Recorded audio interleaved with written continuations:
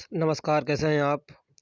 आज हम लेखपाल के ग्रामीण विकास से संबंधित 25 हमारे क्वेश्चन रहेंगे और ये हमारा दूसरा टेस्ट रहेगा और इस टेस्ट को हम 15 मिनट के अंदर करेंगे।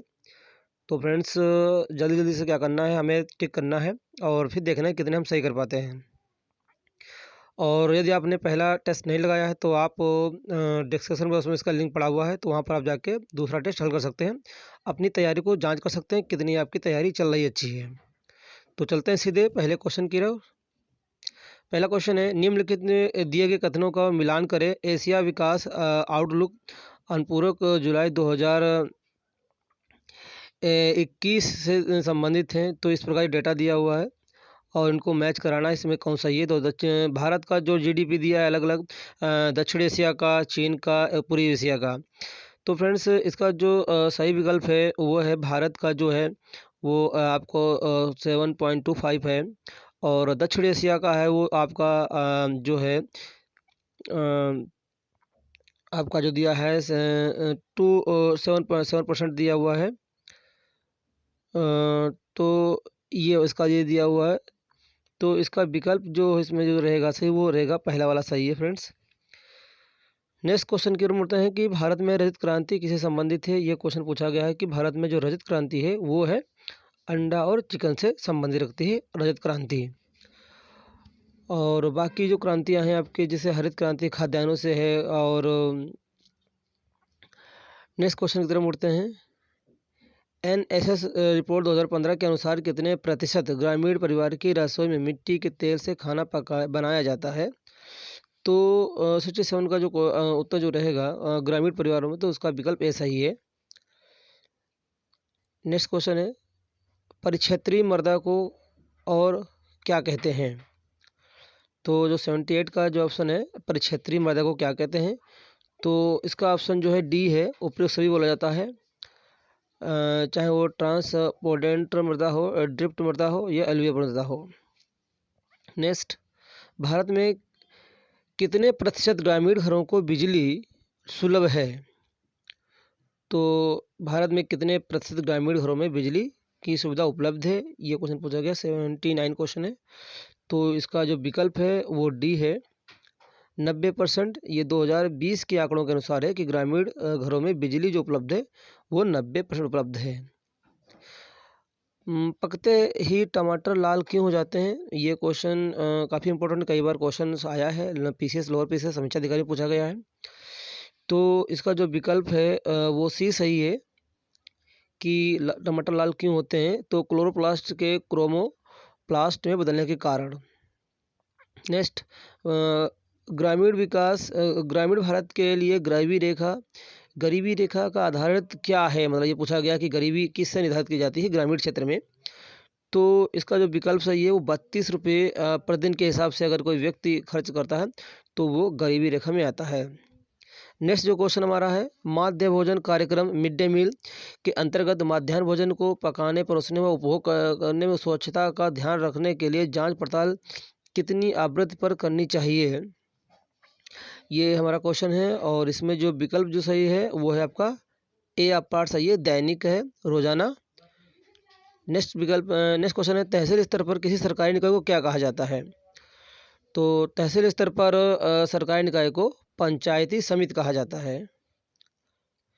नेक्स्ट क्वेश्चन है, जिला अस्पतालों के लिए भारतीय लोक स्वास्थ्य मानकों के अनुसार 10 लाख जनसंख्या वाले प्रत्येक जिले में कम से कम बिस्तर होने चाहिए।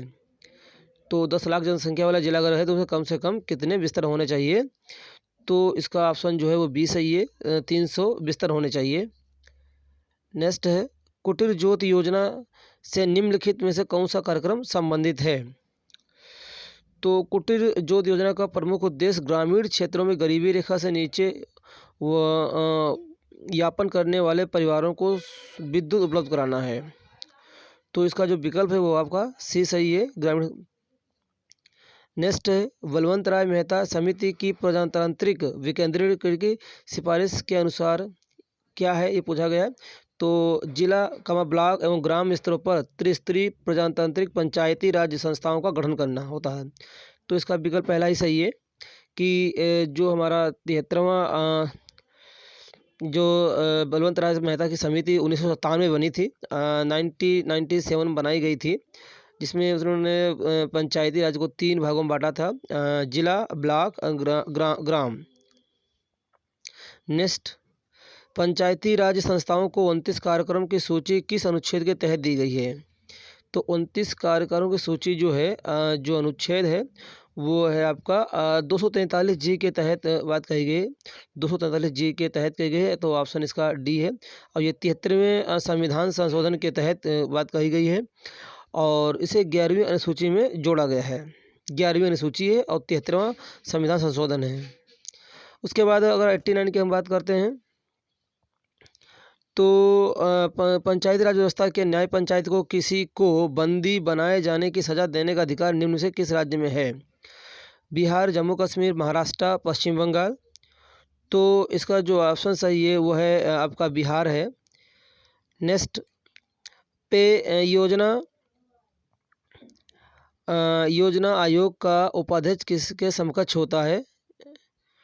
तो उपराष्ट्रपति, राज्य मंत्री, कैबिनेट मंत्री, सर्वोच्च न्यायालय। तो इसका जो सही ऑप्शन है वो है सी ऑप्शन सही है, कैबिनेट मंत्री जो होता है योजना आयोग का उपाध्यक्ष के समकक्ष होता है। भारत में योजना अवकाश की अवधि क्या थी? योजना अवकाश जो चलती है भारत में, जो पंचवर्षीय योजनाएं होती हैं वो हमारी जो होती हैं वो लगभग आपकी 5-5 साल के लिए बनाई जाती हैं। तो जो योजना अवकाश पूछा गया है कब से कब तक रहा है, तो इसमें जो आपका विकल्प सही जो है वो है बी ऑप्शन सही है। 1969 से 1972 3 साल का योजना अवकाश रहा है, और इस दौरान भारत में काफ़ी चीज़ें बदल चुकी थी, क्योंकि मतलब अकाल पड़ चुका था और भारत और चाइना के बीच में युद्ध भी हुआ था, इसलिए इसमें योजना अवकाश 3 साल का वो कर दिया गया था, रोक दिया गया था योजना को। और फ्रेंड्स, अगर हमारे चैनल को आप पहली बार विजिट कर रहे हैं तो हमारे चैनल को सब्सक्राइब कर लीजिएगा, ताकि आपको हमारे द्वारा बनाए जाने वाले जो भी वीडियोज़ रहेंगी, जो भी नोटिफिकेशन रहेगा, आपको सबसे पहले पहुँचेगा। नेक्स्ट क्वेश्चन है, भारतीय अर्थव्यवस्था में कृषि का योगदान क्या है? बढ़ रहा है, घट रहा है, स्थिर है, उपरोक्त में से कोई नहीं। तो भारतीय अर्थव्यवस्था में कृषि का योगदान घटता जा रहा है, तो इसका ऑप्शन यह है, क्योंकि इस समय जो एग्रीकल्चर का जो योगदान है अर्थव्यवस्था में घट रहा है। और अगर हम बात करें 1950 से 1951 में भारतीय कृषि का योगदान लगभग 58% था। शुरू में अगर हम पीछे जाते हैं 1950-51 में, उसके बाद अगर हम इधर आते हैं 1920-21 के बाद बात करते हैं, तो वहाँ पर भारत में जो एग्रीकल्चर का योगदान है अर्थव्यवस्था में वो लगभग 20% है सिर्फ। तो काफ़ी अंतर आ चुका है। अगर आप देखेंगे 1920 से 1950 से 1951 के बीच में 58%, और आज प्रेजेंट टाइम पर भारत में जो एग्रीकल्चर का जो योगदान है अर्थव्यवस्था में हमारी, वो है सिर्फ आपका 20% है लगभग। तो काफ़ी मतलब घट रहा है। तो ये क्वेश्चन इंपॉर्टेंट, याद कर लीजिएगा, आ सकता है पेपर में, नोट कर लीजिएगा। तो फ्रेंड्स, आप सारे क्वेश्चन को मैच करते जाइए, आपके ये देखना है कितने आप क्वेश्चन सही कर पाते हो। नेक्स्ट है NAFED संबंधित है, तो ये 93 क्वेश्चन हमारा है। इसको बोलते हैं राष्ट्रीय कृषि सहकारी विपणन संघ लिमिटेड। राष्ट्रीय कृषि सहकारी विपणन संघ लिमिटेड। तो इसका पूछना एक संबंध किससे है, ये पूछा जाना है। तो NAFED का संबंध जो है वो इसका सी ऑप्शन सही है, कृषि उत्पादकों के विपणन से है। जो कृषि उत्पादकों के जो विपणन होते संबंधित हमारा है। तो इसकी जो स्थापना की गई थी 2 अक्टूबर 1958 को की गई थी। 2 अक्टूबर 1958 को की गई थी।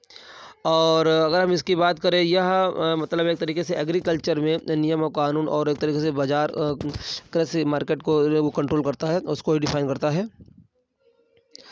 और अगर नेक्स्ट क्वेश्चन जाते हैं, भारत में श्वेत क्रांति का जनक किसे कहा जाता है?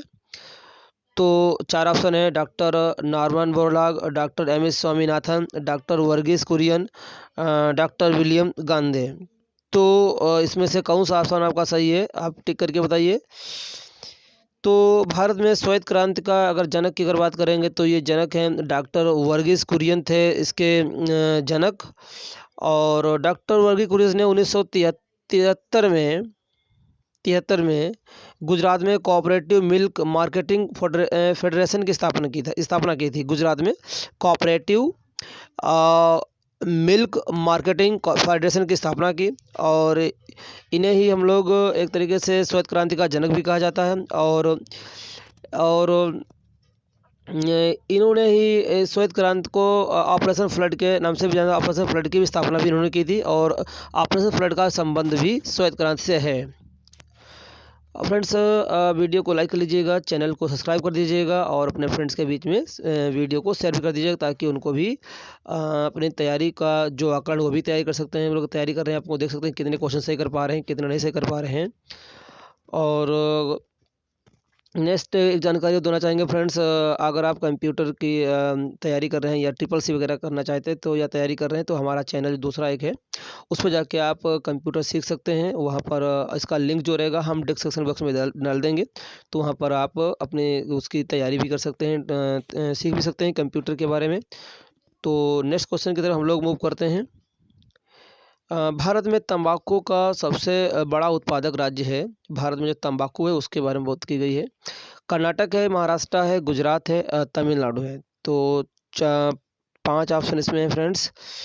तो अगर हम इसमें बात करते हैं कि कौन सा ऑप्शन इसका सही रहेगा तो इसमें 2020 और 21 जो आंकड़ा है उसके उसके आधार पर अगर हम बात करते हैं 2020 से 21 की अगर हम बात करते हैं तो तंबाकू में सबसे ज़्यादा जो उत्पादन जो हो रहा है इस समय वो है आपका गुजरात है। ऑप्शन सी इसका सही है। 2020 और 21 के आंकड़े के अनुसार सबसे ज़्यादा जो भारत में जो उत्पादन तंबाकू का करने वाला राज्य जो है वो गुजरात है। नेक्स्ट क्वेश्चन के देखते हैं कि सर्व शिक्षा अभियान निम्नलिखित में से किस वायु वर्ग के लिए है, मतलब ये पूछा गया है कि कितने उम्र के लिए जो सर्व शिक्षा अभियान होता है उसके लिए बनाया गया है। ऑप्शन 4 है इसमें। पहला ऑप्शन है 3 से 10 वर्ष के वर्ग के सभी बच्चों के लिए, 4 से 8 आयु के लिए, 5 से 15 के लिए और 6 से 14 के वर्ग के सभी के लिए मतलब। तो फ्रेंड्स, सर्व शिक्षा अभियान अगर बात करें भारत में जो स्टार्टिंग इसकी हुई थी 2000 में, लगभग 2000 के बीच में स्टार्टिंग इसकी हुई है, 2000 और 2001 के। तो 2001 में इसकी स्थापना होती है सर्व शिक्षा अभियान। और सर्व शिक्षा अभियान 2000 जो हमारे 6 से ये जो होते हैं कि इसमें 6 से 14 साल के जो बच्चे होते हैं उनमें ये बात कही गई कि इनको हम निःशुल्क एजुकेशन दी जाएगी। इसमें कोई भी उनको क्लास 8 तक का कोई पेमेंट नहीं करना पड़ेगा। जो हमारी जूनियर तक की पढ़ाई रहेगी फ्री रहेगी मतलब। तो इसमें ये कहा गया था। और इसमें एक ये भी रखा गया था कि ये स्थापना 2001 में की गई थी स्वच्छ अभियान की, तो 2010 तक जितने भी बच्चे होंगे 6 से 14 साल के सभी बच्चों को हम शिक्षित कर लेंगे, लिटरेट कर लेंगे, ऐसा उन्होंने एक वो करा था, मतलब संकल्प लिया था। तो आई होप फ्रेंड्स आपको समझ में आ रहा होगा और वीडियो को लाइक कर लीजिएगा और चैनल को सब्सक्राइब भी कर लीजिएगा। नेक्स्ट है प्रधानमंत्री ग्राम सड़क योजना का उद्देश्य है। 3 ऑप्शन इसमें जो दिए हुए हैं कि गाँव को मुख्य सड़क से जोड़ना, पक्की सड़क बनाना, दोनों या उपरोक्त में से कोई नहीं। तो जो हमारी प्रधानमंत्री ग्राम सड़क योजना है इसकी जो स्थापना हुई थी 25 दिसंबर 2000 को इसकी स्थापना हुई थी। 25 दिसंबर 2000 में इसकी स्थापना हुई थी प्रधानमंत्री सड़क योजना। और इसका अगर हम बात करते हैं कि जो इसमें कौन सा विकल्प सही रहेगा, विकल्प दोनों सही है। गाँव को मुख्य सड़क से जोड़ना है, पक्की सड़क बनाना है। उसके बाद इसमें कुछ लिमिटेशन भी थी कि कैसे क्या जोड़ना है कि देखिए जो ग्रामीण क्षेत्र होंगे उनमें 500 आबादी होनी चाहिए, तो वहाँ पर पक्की सड़क बनाने का वो प्रावधान था। और जो जनजाति हैं या पहाड़ी इलाके हैं या मरुस्थली हैं वहाँ पर जो पॉपुलेशन होनी चाहिए वो 250 तक की होनी चाहिए, तो वहाँ पर पक्की रोड बनाने की बात कही गई थी। नेक्स्ट क्वेश्चन अगर मूव करते हैं तो 1944 में गांधीवादी योजना को प्रतिपादित किया था। तो इसमें 4 ऑप्शन है। NR सरकार ने कस्तूरी और नेक्स्ट जो है कस्तूरी भाई लाल भाई ने, नेक्स्ट जो है जयप्रकाश नारायण ने, श्री मन नारायण अग्रवाल ने। तो इसका जो सही विकल्प है वो डी है, श्री नारायण अग्रवाल ने 1944 में गांधीवादी योजना को प्रतिपादित किया था। तो फ्रेंड्स ये इसका डी ऑप्शन रहेगा। और इस नेक्स्ट क्वेश्चन जो है कि समाजवादी पेंशन योजना से किस वर्ग के लोगों को लाभान्वित होंगे, ये क्वेश्चन पूछा गया है। तो इसका जो ऑप्शन जो है इसमें 4 दिए हैं, सामान्य वर्ग के लिए, अनुसूचित जनजाति के लिए, पिछड़ा अल्पसंख्यक के लिए और उपयुक्त सभी। तो इसके सभी ऑप्शन सही हैं। डी ऑप्शन का सही है कि इसमें चाहे सामान्य वर्ग के हों, अनुसूचित जनजाति के हों या अन्य पिछड़ा वर्ग के हों, अल्पसंख्यक के लोगों सभी को समाजवादी पेंशन योजना में लाभ मिलेगा, ऐसी बात कही गई थी। तो इस वीडियो का जो अंतिम क्वेश्चन है, उत्तर प्रदेश में किस क्रियान्वित की जा रही निम्नलिखित योजनाओं में से कौन एक केंद्र सरकार की नहीं है? गंगा एक्सप्रेसवे, महात्मा गांधी राष्ट्रीय ग्रामीण रोजगार गारंटी अधिनियम, ग्रामीण स्वास्थ्य मिशन, जवाहरलाल नेहरू राष्ट्रीय शहरी नवीनीकरण मिशन। तो इसका जो ऑप्शन सही है वो है ए है, वो ऑप्शन ए है, ये केंद्र सरकार की वो योजना नहीं है, ये हमारी उत्तर प्रदेश की योजना है। गंगा एक्सप्रेसवे 15 जनवरी 2008 को इसकी स्थापना की गई थी, इसका शिलान्यास किया गया था। और आई होप आपने क्वेश्चंस को सही क्वेश्चन करके देखे हो, मैच भी कराए होंगे। और यदि वीडियो अच्छा लगा हो तो हमारे वीडियो को आप लाइक करिएगा, चैनल को सब्सक्राइब कर लीजिएगा तो पहली बार आप चैनल पर हमारे देख रहे हैं, ताकि आपको टाइम टू टाइम सारी नोटिफिकेशन, सारे वीडियोज़ और जो भी अपडेट रहेगा आप तक सबसे पहले पहुँचेगा। Thank you very much.